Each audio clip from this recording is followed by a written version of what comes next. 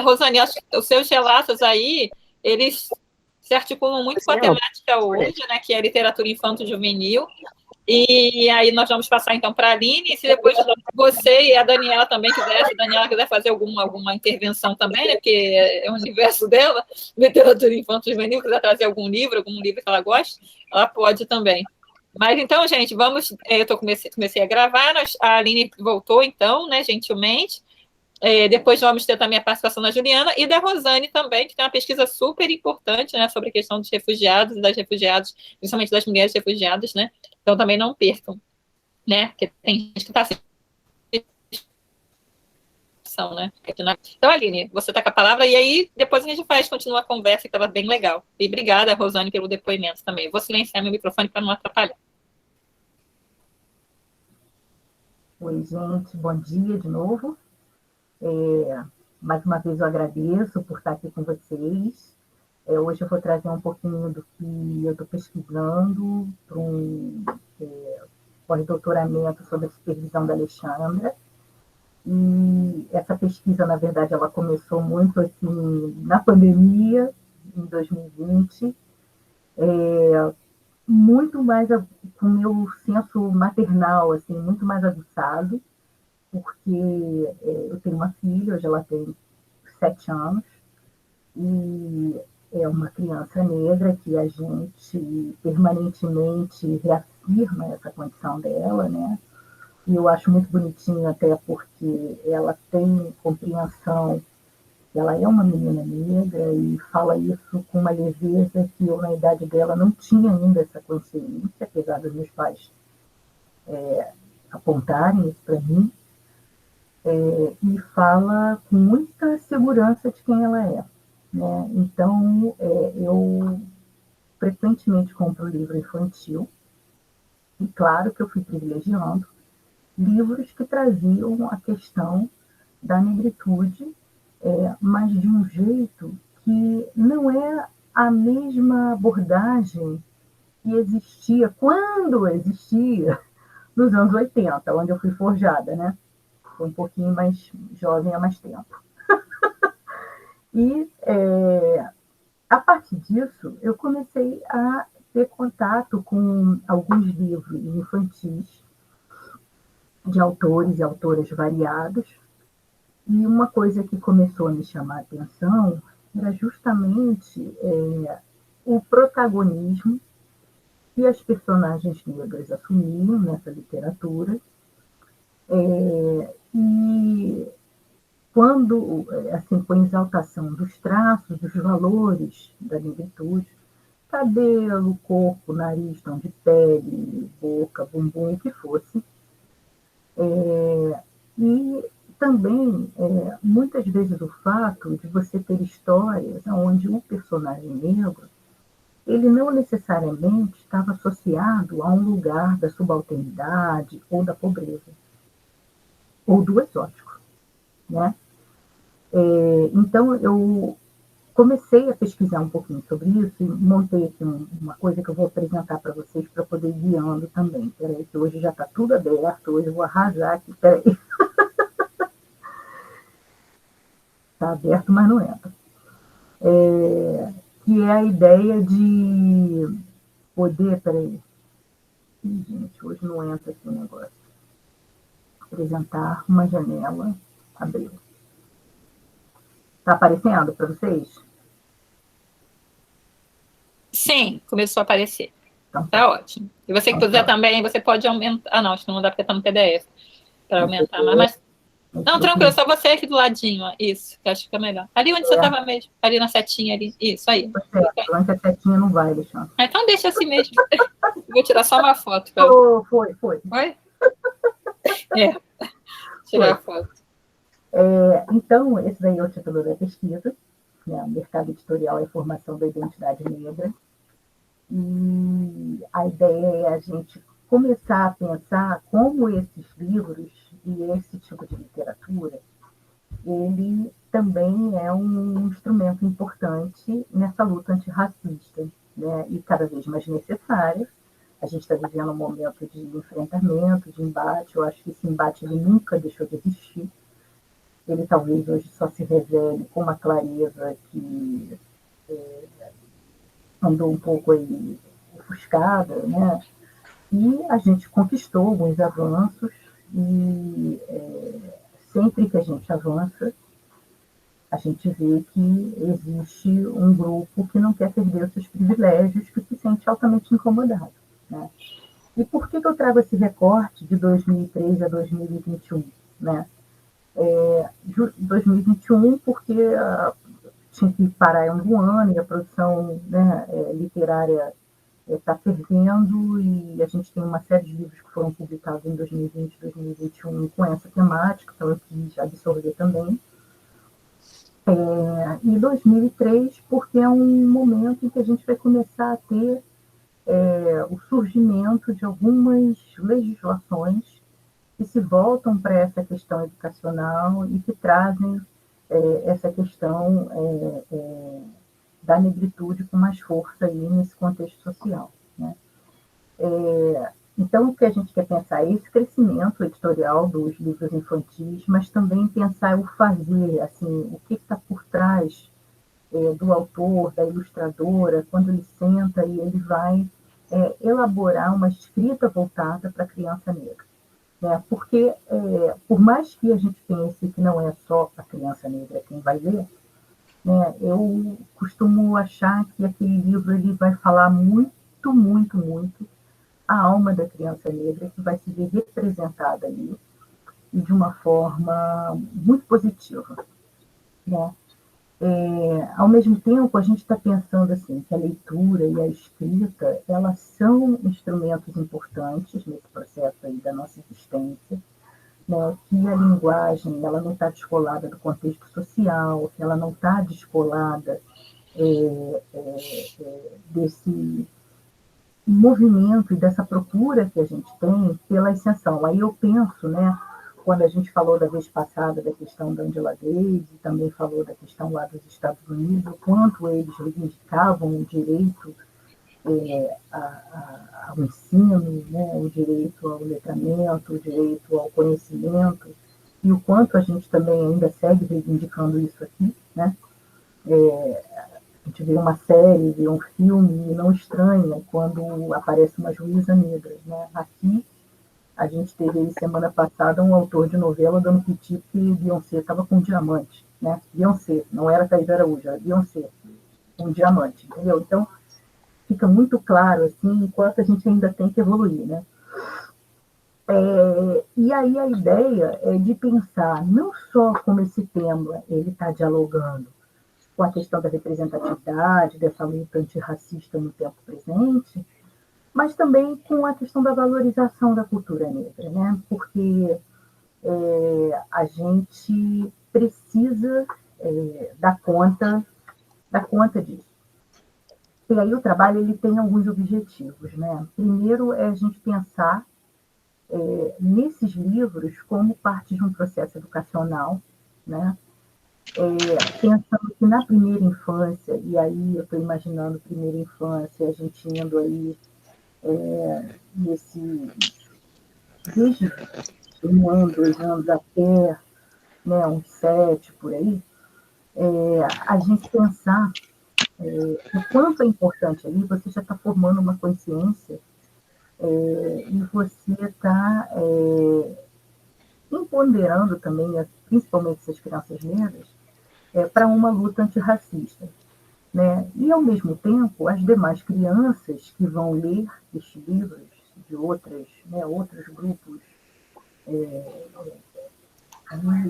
não negros, né? Que elas compreendam e que elas não vejam com estranhamento o papel da criança negra, da mulher negra, do homem negro na sociedade, porque percebam que não há nada de errado em ser negro. Né? Porque você vai ser um grande. Depois, a ideia é a gente relacionar, né, esse período especial, a lei 10.639, que é de 2003, até uma das justificativas de por que o recorte também começa em 2003, né, e como a gente começa a observar um crescimento e um interesse editorial por essas temáticas. Quer dizer o quê? Que antes não existia? Existia, mas hoje, quando você entra numa livraria, você consegue ver com muito mais, salta muito mais aos olhos a quantidade de autores negros, muitos até não brasileiros, não só sobre a questão dos livros infantis, mas como a literatura negra em geral, nessas livrarias. Né? E quando eu particularmente, eu chego num lugar, eu vejo, eu fico com vontade de levar tudo, né? E vejo que eu não tenho condições de levar tudo. Né? E aí você começa a ver que tem muitos livros infantis, assim, e de editoras que eu nem sabia que existiam. Peraí, gente, desculpa. De editoras que eu nem sabia que existia, com essa temática racista, né? Esse tipo de livro, ele contribui, sim, para a gente construir uma identidade étnico-racial, né? Mas eu acho que ele é importante também. Não, senta aqui. Eu tô humanizada. Não, mamãe. Essa formação humanizada do indivíduo, né? Daí eu fico pensando um pouco naquela discussão que a Chimamanda traz, naquele livrinho que é pequenininho, mas que é um livro assim, muito bom, que é imprescindível e que teve origem, né, numa palestra que ela deu, que é O Perigo de uma História Única. Né? E ela comenta num determinado trecho do livro isso: eu não sabia que pessoas iguais a mim podiam existir na literatura. E eu cresci num contexto em que a referência que eu tinha de participação do negro na literatura era a tia Anastácia, era o Saci Pererê. Então, óbvio que aquilo foi extremamente marcante. Né? Você entendia que o lugar que para mim estava fadado ia ser alguma coisa folclórica, ou na cozinha, com todo respeito a todas as cozinheiras, chefes, né, que hoje ocupam esse lugar na cozinha, mas de um modo, vou dizer assim, ressignificado. Né? Não é porque é o destino que lhes restou, é porque elas querem, é porque elas se realizam ali. Mas isso não tem nada a ver com um estereótipo, né, que à época era vendido. Então, assim, eu não me via representada. Cresci num momento em que o que eu tinha para ver na TV infantil era Xuxa, né, e Paquitas Loiras. Óbvio que eu nunca seria uma Paquita loira, por mais que eu pintasse o cabelo de amarelo. Né? E aquilo, claro que me causava estranhamentos e uma sensação de inadequação. Né? E aí a gente vê que as crianças, elas também são muito vulneráveis, né, como traz esse trechinho lilás aí, durante a infância. Né? E que a infância é um momento onde você você está sendo forjado. Né? Então, eu começava a olhar para aquela sociedade e pensar: peraí, isso não é para mim, eu estou errada. Né? E você cresce com aquela sensação de que você é o inadequado. Então, acho que uma coisa importante é a gente pensar também que essa história única, que é o que a Chimamanda traz para a gente, é quem vai reforçar os estereótipos. Né? E que ela é incompleta porque o ser humano é muito plural. Né? Então, ela traz aqui, nesse último trecho, aí, dizendo quanto a história ela foi usada para espoliar e caluniar. E aí eu quero trazer só um debate para vocês. Eu dou aula para crianças, especialmente do 9º ano, na rede municipal do Rio de Janeiro.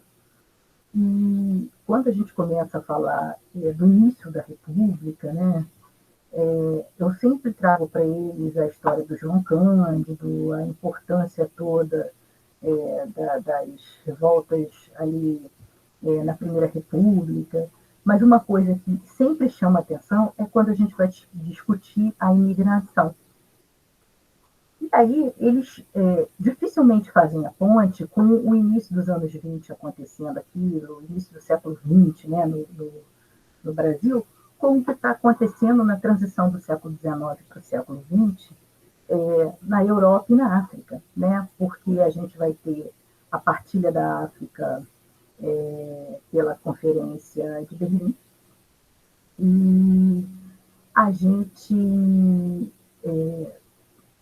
tem que estar o tempo inteiro mostrando como é que existia uma mentalidade e uma ideia de já ali se colocar a questão da branquitude como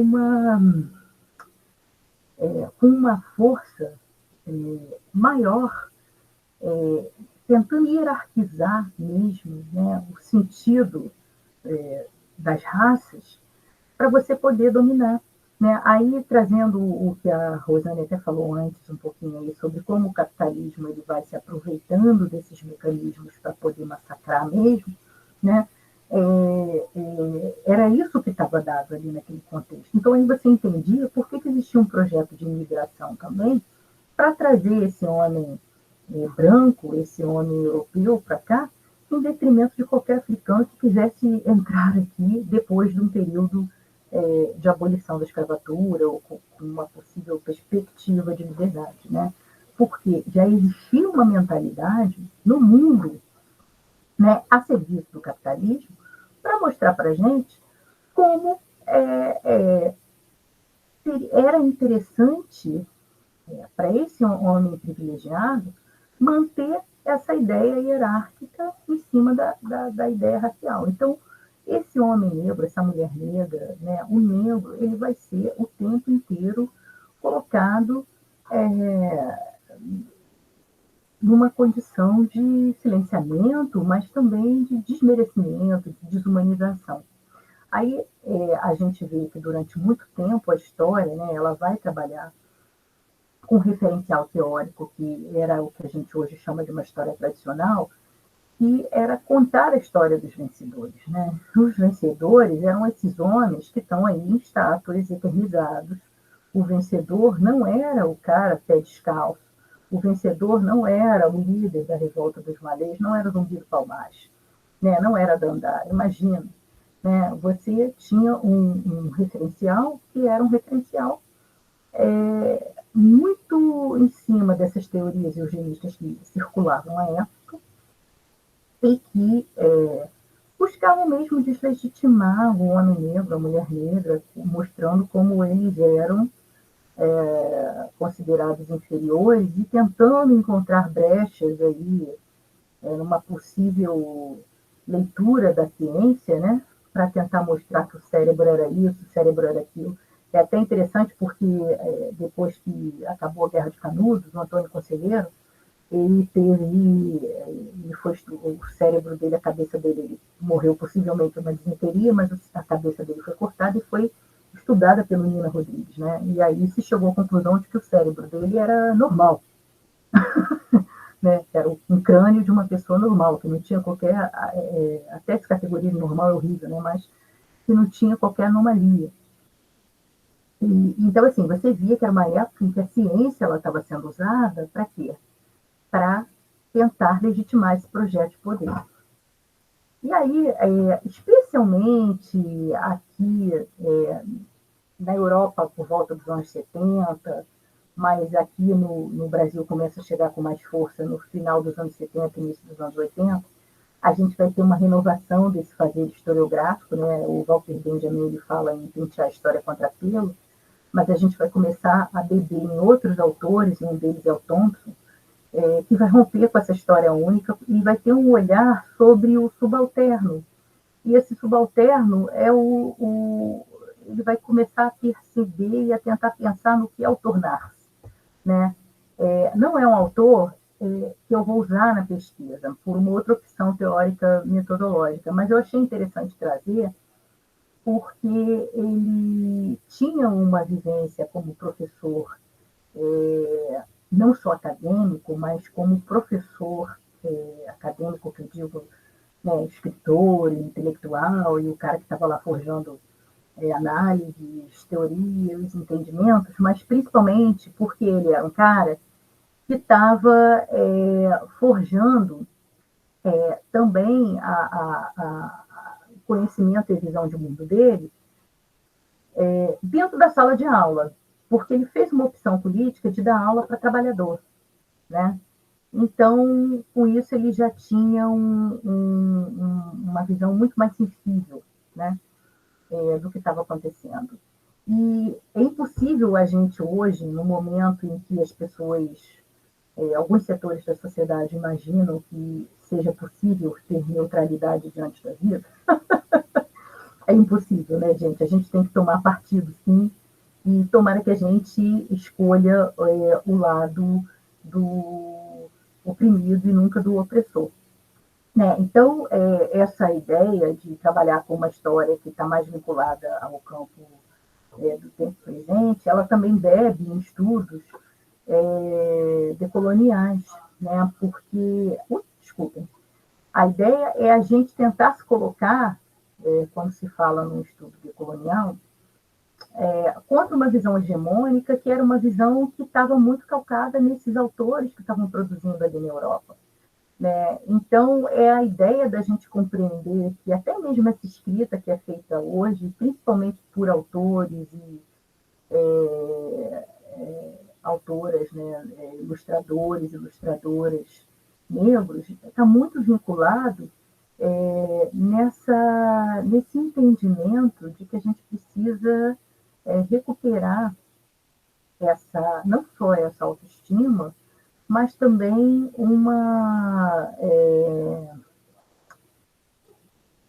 como é que se diz assim, também um protagonismo diante da história, né?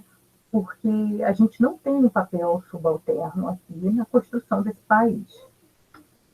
Né? E aí eu gosto muito, muito mesmo, desse trecho do Luiz Rufino, né, quando ele escreveu A Pedagogia da Encruzilhada, que é um livro que te sacode e que realmente é um livro decolonial, né, quando ele fala que a educação ela vai forjar mentalidade, linguagem, né, que ela é fruto das trocas, da interação social, né, e como essa educação, ela também esteve durante muito tempo ligada a uma dada demanda, um dado saber, um dado conhecimento, uma dada estrutura de poder, não é para a gente, né? Porque ela estava ali como uma expressão mesmo desse mundo colonial, né? E que agora a gente tendo esse conhecimento, a gente tendo essas informações e essa leitura do mundo, a gente tem que subverter essa lógica. Eu acho que esses livros têm trazido um pouco isso, né? Até porque outros autores, e aí no caso a gente tem a Giada Quilombo, o Franz Fanon, o Joás Bernardino Costa, eles trazem para a gente essa noção de como o racismo e o colonialismo são como duas faces da mesma moeda, para manter o privilégio do capital, mas também das pessoas que querem reafirmar cada vez mais a branquitude como padrão. Né? Como a Alexandra tinha falado antes, não há qualquer problema quanto às pessoas brancas. Não é isso. A questão é quando a branquitude ela é tomada como um padrão. Né? E isso é uma coisa assim que a gente tem que se levantar contra. Né? E tem uma pesquisadora, que é a Célia Scanfella, que ela se dedicou a pensar a questão da literatura infanto-juvenil. E aí, quando ela foi trabalhar com isso, ela acabou se voltando para pensar essa baixa representatividade da população negra, embora nem fosse o objetivo inicial dela, porque ela ficou chocada em ver o quanto o negro, a criança negra especialmente, ela estava ali ou naquele papel de amiguinho, de escada, ou ela era uma criança associada à pobreza ou à marginalidade, né, e como você tinha um reforço, né, de um estigma. Né? E aí, hoje, a gente pensa que há um aumento, eu quero tentar mapear, assim, tentar quantificar mesmo, né, ao longo desse ano de 2003 até hoje, quantos por cento de aumento a gente teve, né, para tentar ter um número, alguma coisa assim, mais palpável, mas o que a gente percebe é que teve sim um aumento da produção de livros com protagonistas negros, né? E por quê? Por que isso está em alta? E aí eu tenho algumas hipóteses, né? Eu acho interessante trazer a Zoilda Trindade quando ela diz que a gente tem que resgatar esses valores civilizatórios afro-brasileiros, né? Mas por que a gente tem essa produção e esse aumento, né? E aí tem alguns exemplos aí de alguns livros mais recentes, pensando, trazendo a questão da negritude, aí tá só para ficar bonitinho, mas as hipóteses são essas. Primeiro é que eu acho que está ligada a um crescimento da luta antirracista, das demandas por representatividade, mas também porque tem o interesse do público leitor, do público consumidor, que não necessariamente é só de pessoas negras, né?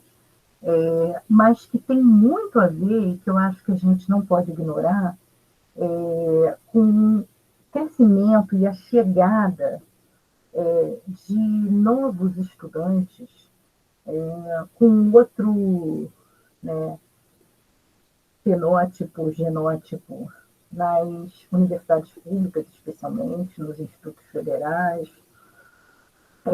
e na própria promoção de uma legislação que é fruto de uma reivindicação histórica do movimento negro, mas que vem se corporificando ao longo do tempo, né? Uma delas é a lei de 2003, né? A gente já falou, 10.639. A outra é a lei de cotas, né? A legislação que reserva vagas para candidatos negros em concursos públicos e também para ingresso nas universidades. E, por fim, uma lei que, quando o antigo ministro da Educação,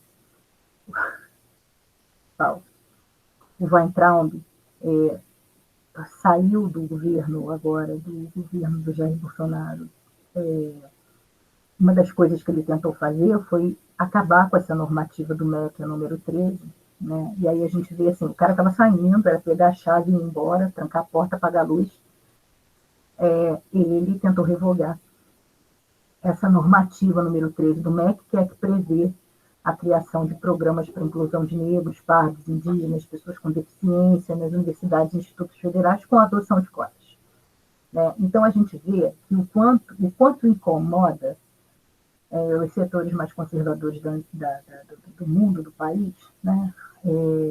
A mobilidade, principalmente pelo acesso ao conhecimento, ao ensino, à educação formal de pessoas negras, né? A ideia é trabalhar com reportagens, com os próprios livros, tentar entrevistar os autores, os ilustradores, pensar na produção de artigos, trabalhar com a questão das leis, né, desses documentos governamentais. Ontem eu até compartilhei no grupo com vocês um material que é lembrando os 20 anos da Conferência de Durban, né? E o quanto é simbólico, o quanto a gente ainda tem que avançar, né?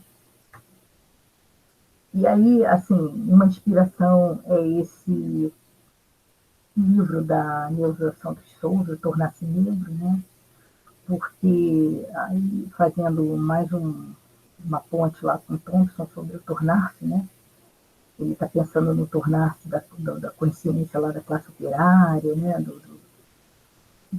Da classe trabalhadora, e a gente aqui vai pensar no tornar-se negro, né? Como tornar-se negro é você ter uma consciência dessa sua condição, né? Agora, não que essa condição ela esteja ligada, ela tenha que estar aprisionada ali, como ela está apontando aqui, a uma imagem inferiorizada. E muitas vezes o que a gente percebe, especialmente nas crianças, é uma dificuldade em se reconhecer negra, porque você sabe que você vai sofrer, que existe um racismo, que existe uma série de violências aí, até mesmo no campo do simbólico, né? Todo dia falo, você vai ao mercado comprar, sei lá, qualquer coisa, pode ser que você não volte, né? Que você leve uma gravata aí no pescoço. Mas, ao mesmo tempo, assim, hoje em dia eu acho que a gente consegue compreender por que que essa imagem nossa, ela é tão associada, ela foi tão associada a esse lugar estigmatizado. Até porque quando a gente se une, quando a gente mostra a nossa força, a gente é capaz de realizar, a gente é muito maravilhoso, né? E eu acho que era isso. Cheguei ao final, galera. Se vocês tiverem perguntas, Ótimo. querem falar, dar sugestões, estou todo ouvido. Deixa eu apagar esse rolezinho todo.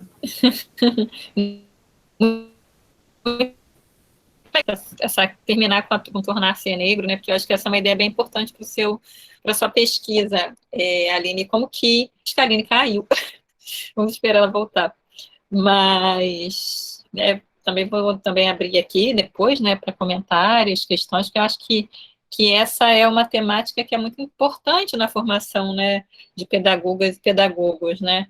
E acho que também a questão da pesquisa, né, porque a disciplina é pesquisa e prática pedagógica, e vocês puderam aí visualizar um pouco como que nasce uma pesquisa, né, quais são, né, os percursos. Aline, estou comentando aqui a questão duas questões na sua apresentação. Um, que é como que nasceu a pesquisa, e como que, no caso, a literatura infanto juvenil antirracista, né, ou pensando nas relações raciais, é o objeto do seu trabalho. E aí achei muito legal como que você termina, né, que eu acho que é exatamente muito importante esse seu referencial, né, de tornar-se negro. Você fez o paralelo com o Thompson, né, da formação, mas acho que no nosso caso, né, esse debate racial não é inevitável. E aí acho que super feliz como que você aciona aí esse conceito, né, também de tornar-se negro num país em que a miscigenação, né, e a negação da negritude foi um projeto, né, principalmente a negação, né, a negação como um projeto, a negação da negritude. Então, eu acho que como que nós, pessoas negras, nos afirmamos negras, né? E aí, pessoas negras de diferentes tons de pele, né? E aí, essa é uma questão, por exemplo, nos Estados Unidos, eles não vão ter tanto quanto a gente, né? Tipo, essas questões de que quem é negro no Brasil, né? Esses debates, para mim, são um tiro no pé. Não, você é mais clarinho, então você não pode falar. Eu acho que esse tipo de aspecto, acho que só realmente a Neuza é a principal referência para a gente entender que a gente torna-se negro nessa sociedade, né? E como que a consciência racial é muito importante, como que a literatura infanto-juvenil é muito importante nesse processo de conscientização mesmo das pessoas negras, no primeiro momento, mas também depois dessas pessoas brancas aí. Eu gosto muito de quando o Felipe fala, né, das pessoas brancas que realmente são aliadas, né? Porque a gente também tem esse outro aspecto no Brasil, né?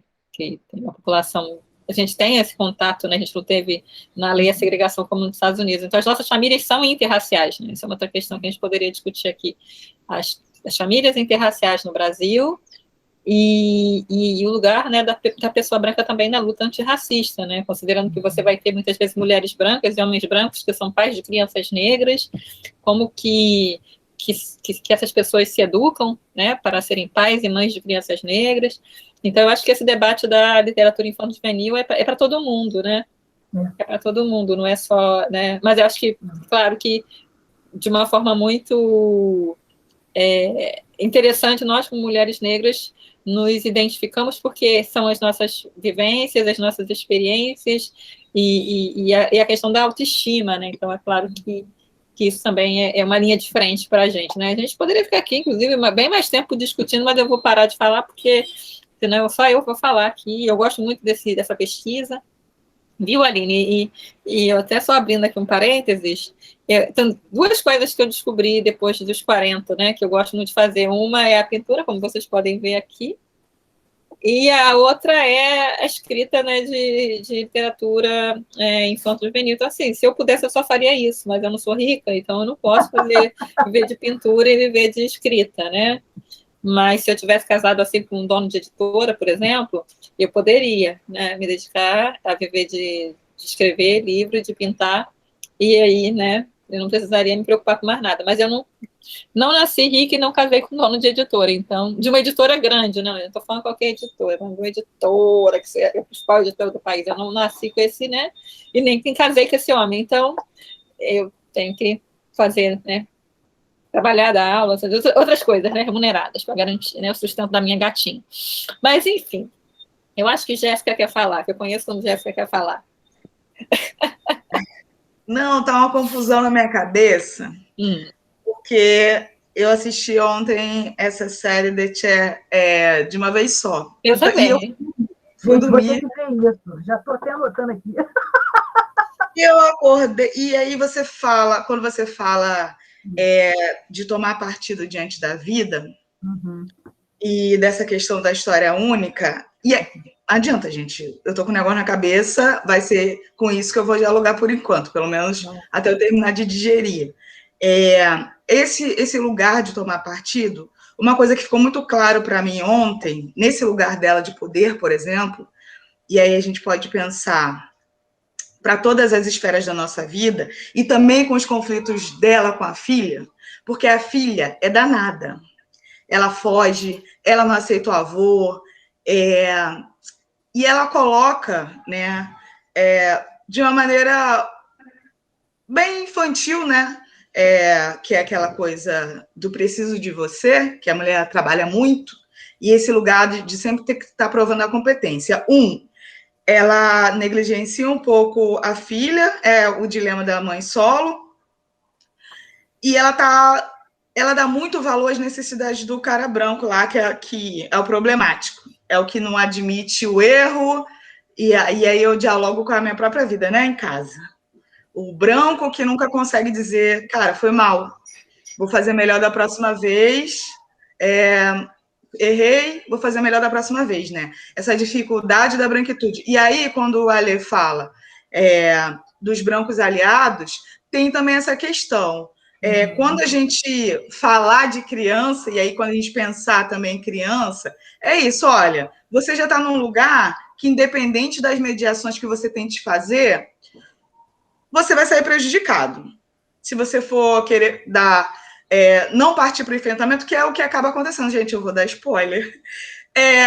No final, ela acaba entendendo que ela precisa partir para o enfrentamento, porque a principal questão dela é a própria estrutura do lugar onde ela trabalha.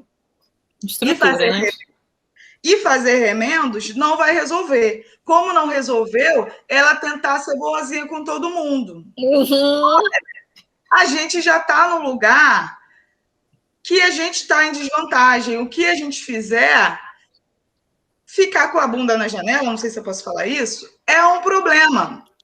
É melhor partir para o enfrentamento, esse lugar, e mostrar, olha, tem esse lugar da história, tem essa forma de agir, a minha forma de agir é essa, que é uma coisa também quando a Lê traz desse lugar na sociedade estadunidense, olha, é isso aqui, aceita, respeita, e isso é muito difícil colocar aqui. Ter uma conversa franca, né? De maneira que a pessoa não se sinta pessoalmente ofendida, é muito difícil. Tanto no movimento social, quanto nas nossas conversas em casa. Olha, eu estou falando isso com você, eu vou ser sincera, e aí você tem que ir meio que tateando. Olha, não eu vou ser sincera com você, porque a gente precisa de sinceridade agora, mas não é para te magoar. Eu acho que nas nossas conversas, né, com as crianças, com os nossos educandos, eu acho que transformar essa maneira de se relacionar e desconstruir essa ideia da cordialidade natural do brasileiro, eu acho que também é uma das nossas tarefas. A literatura infanto-juvenil, ela pode ser um lugar, né? Porque a gente tem nossas contradições, as crianças também têm, e a sociedade é uma contradição só.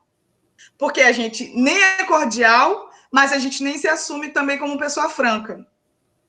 Não sei se eu fiz muita bagunça aí, mas eu acho que desconstruir esse estereótipo de cordial, né? Que o branco é aliado, mas é aliado até certo ponto, até ele não perder a razão. Porque na hora que tem que admitir que está errado, a aliança quebra um pouco.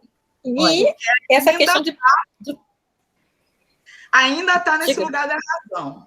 Ainda está na razão. Por mais desconstruído que seja, por mais vanguarda... Desconstruído é ótimo. Por mais vanguarda revolucionária, como eu ouço aqui todo dia, né? Mas não consegue dizer que fez o negócio errado. Que vanguarda é essa? Que autocrítica é essa? Né? Imagine a pessoa que está começando agora no caminho do antirracismo. A gente tem muito o que fazer. Eu acho que... Eu estou batendo muito nessa tecla. Que é fomentar a franqueza, uma franqueza solidária, uma franqueza que não magoe nem humilhe ninguém. Mas eu acho que a gente tem que construir espaços para uma conversa franca. Porque enquanto a gente continuar nessa cordialidade, eu acho que... sou retita, já estou ferrada mesmo, então ser franca, eu acho que não vai piorar muito a minha situação. Não, e essa questão de levar para o pessoal, né? Quando a gente está falando de uma estrutura e de como que o racismo está enraizado nas práticas cotidianas.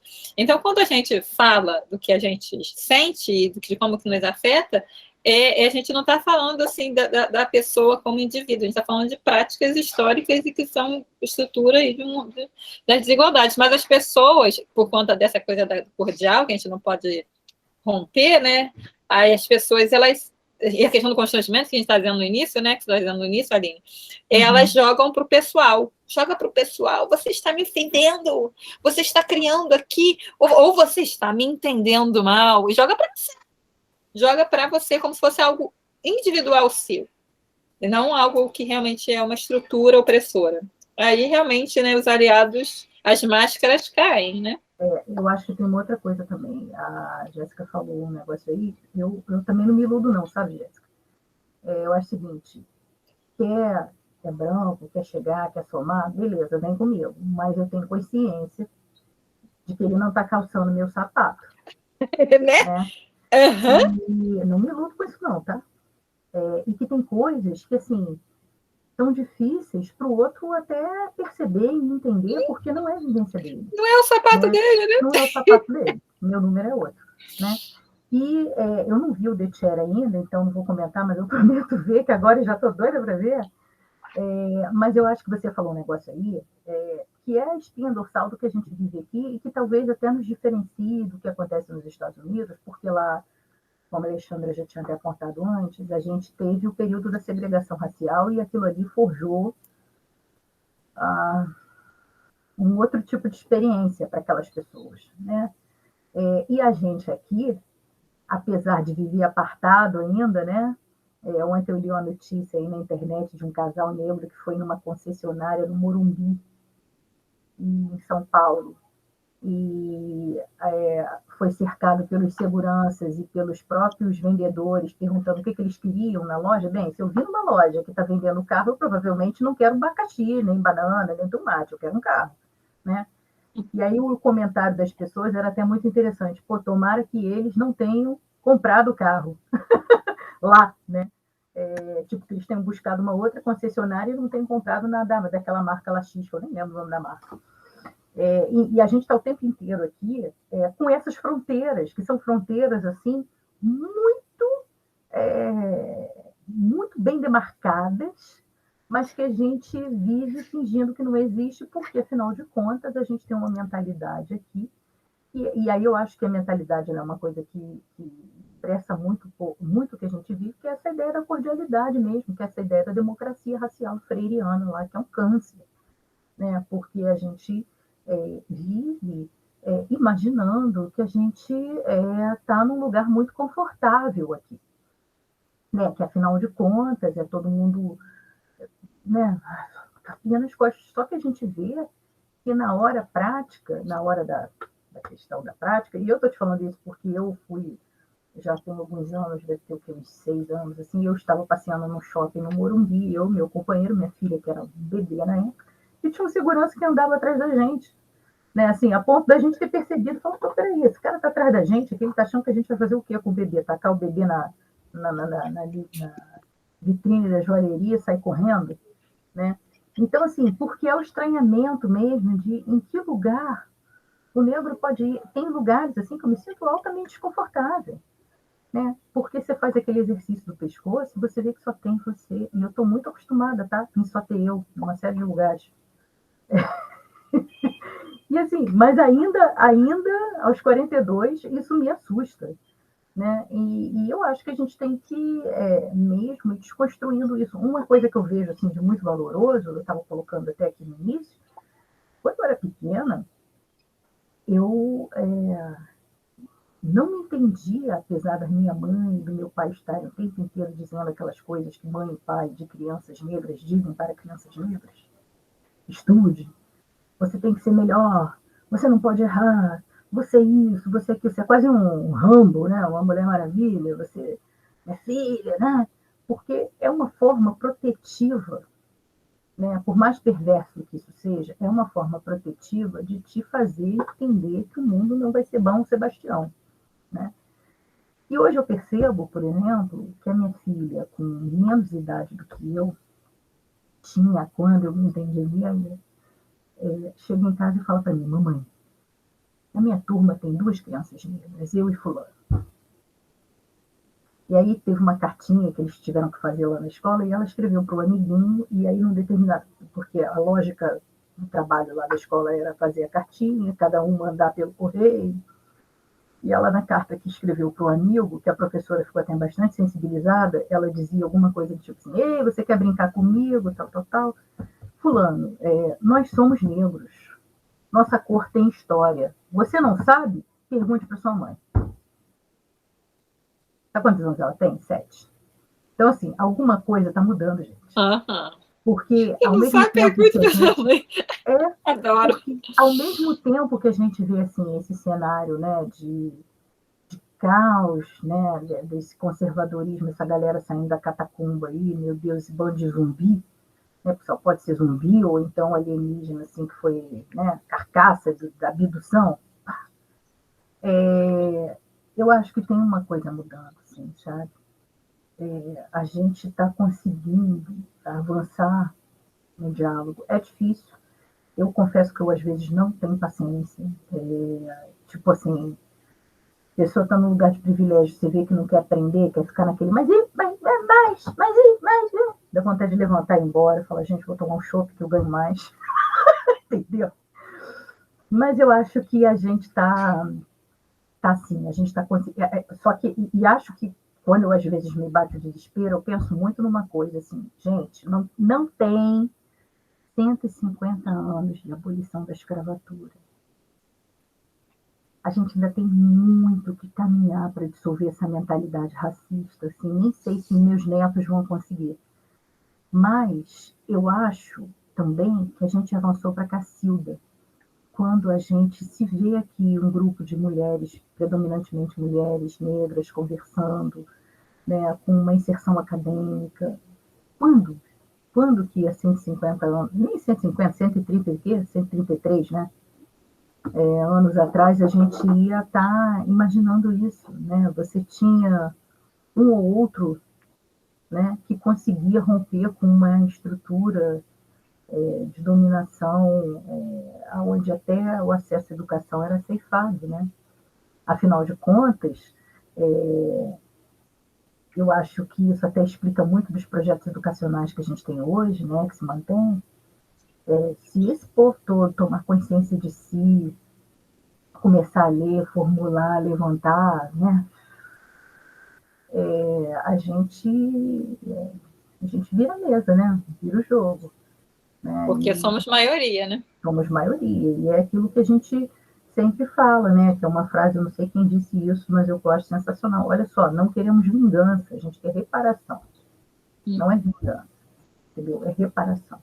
Né? E acho que é isso mesmo, assim, é poder avançar, é poder ter direito a uma moradia digna, a saúde, a educação, a decência, a espaço no mercado de trabalho, né?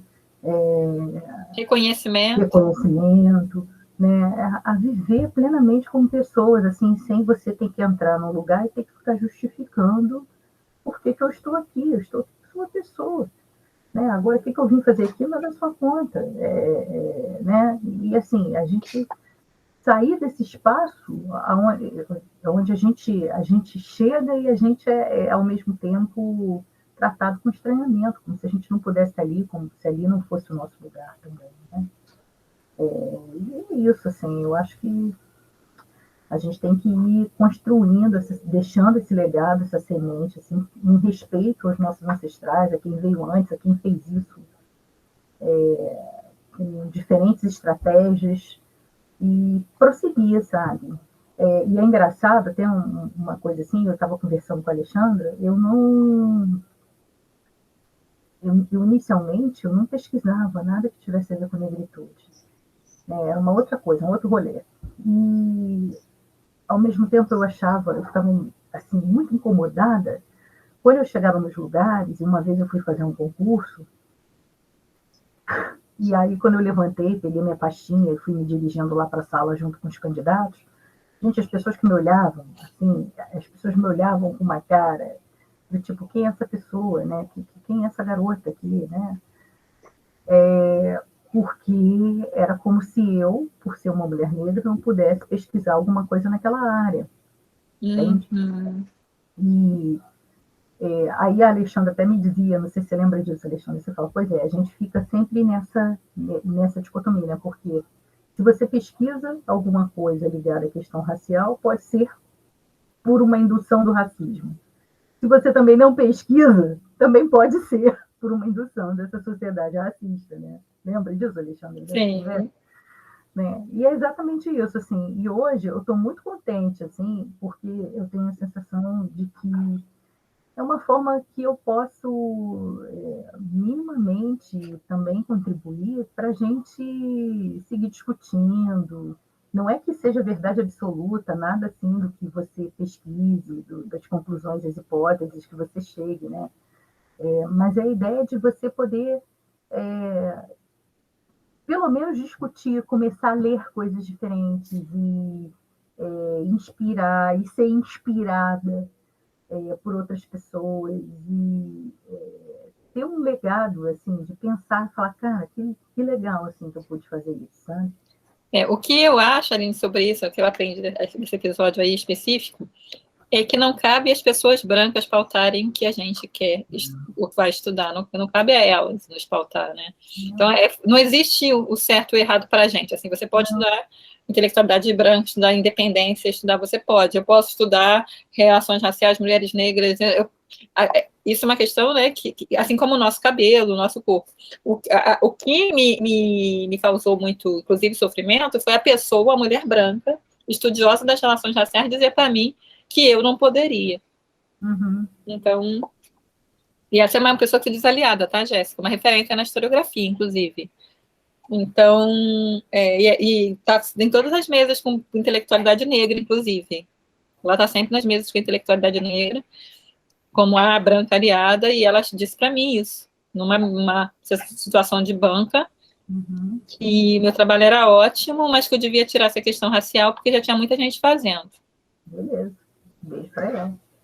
Professora, Ai, que doideira. professora Alessandra, assim, eu estou muito feliz hoje, esses 2 dias, né, de leitura, está sendo muito, muito importante para mim, está sendo muito potente, né, porque, assim como grande maioria, na universidade eu não li, né, Angela Davis, eu não li Léa Gonzalez, eu tinha de referência no serviço social a Magali Almeida, que era a única professora negra no serviço social na UERJ, sendo serviço social um curso totalmente de mulheres negras, né? Mulheres negras, população LGBTQI+I, né? E isso me incomodava muito. Mas quando eu saí da academia, eu tive que me aperfeiçoar, me qualificar mais na discussão ético-racial e feminismo, porque eu via que meu público-alvo eram mulheres negras da periferia, mulheres negras que sofriam violência doméstica, mulheres negras que são massacradas pelo sistema capitalista porque estão na base da pirâmide para o homem branco sobressair. Então, eu tive que me qualificar, né? E nesse espaço, como agente público, eu também tive que buscar a minha qualificação para a estratégia contra o racismo, né? Porque, embora eu tenha sido escolhido serviço social, no local onde que eu estava, a maioria das assistentes sociais eram brancas, né? Então, assim, é um espaço que eu tive que me qualificar. E quando eu me qualifiquei, aí eu percebo que, ao falar nesse espaço... Oi! Ao falar nesse espaço, não me vem mais como a fala de...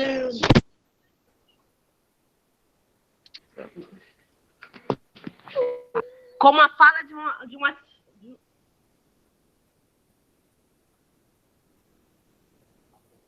Acho que caiu. A Daniela fez ali um rebu ali.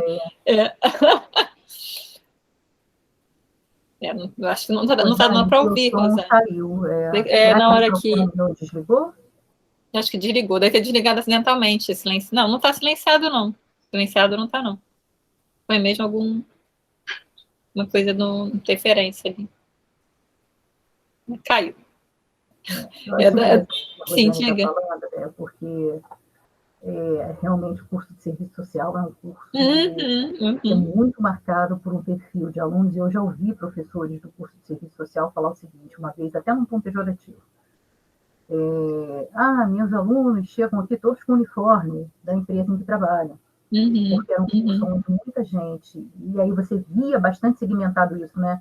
Tipo, o turno da manhã, mais alunos brancos, né? E no turno da noite, mais alunos negros, que eram alunos trabalhadores, né? Alunas, na sua grande maioria, que tinham uma ocupação de secretária, recepcionista, vendedora, o que fosse, e que ia com aquela roupa do uniforme direto para a universidade, né? Mas quando a gente olha para o perfil dos professores do curso, são pouquíssimos, né, os professores negros, né? Exatamente. Assim como na faculdade de educação também, que nós temos um curso de pedagogia e nós temos uma presença mais marcadamente, né, negra, acho que a maioria, né, Jéssica, de estudantes do corpo estudantil na pedagogia, pelo menos, é negra, serviço social, tá, mas quando você vai olhar para o corpo docente, você continua contando nos dedos. Continua contando nos dedos. E mulheres negras, em programas de pós-graduação, menos ainda. Rosane estava querendo falar, mas eu acho que ainda está sem áudio, Rosane. Rosane. Está congelada. Acho que ela escuta, mas a gente não escuta ela. Congelou. A gente não consegue te ouvir, mas para mim a imagem dela não está congelada. Não, para mim ela fica meio assim, tremida. Rosane está com algum problema no seu configuração, né? É configuração, mas eu acho que ela escuta. Você escuta, Rosane? Eu acho que ela está só ouvindo. Acho que ela está no celular, o celular às vezes fica assim mesmo. De qualquer forma, a gente já está indo para fechar, né? Porque a gente tem aí a agenda ainda, tem a agenda das reuniões do dia. Aí fica, então, Jéssica, aí, né, para a gente agendar aí a live sobre o DETCHER, se você quiser a semana que vem, porque essa semana já tá cheia. Mas vamos fazer semana que vem, super importante esse debate. Vamos agitar aí essa conversa sobre a série DETCHER.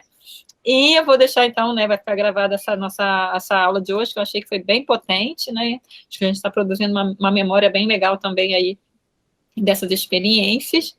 E aí a gente, né, vai ter, então, só para falar agora para a turma, um pequeno recesso, né, porque tem aí um intervalinho do feriado, né, Eline, que é o seu aniversário, a propósito, 7 de setembro. E aí a gente retoma depois com a Juliana também, que está com um trabalho bem legal, com pesquisa em comunidade, né, com quilombola, está bem legal também. Mas, né, depois a gente até pode pensar em outras ações aí a partir dessas nossas experiências e desse relato em primeira pessoa, porque eu acho que todas nós temos aí muita coisa para contar, hein? E isso ser também, né, objeto de problematização e de debate. Obrigada, Aline, pela, né, disponibilidade de poder contribuir. Obrigada, Jéssica, também, Rayane, que ficou até o final, e aí vai ficar aí gravado para a turma que vai assistir depois também.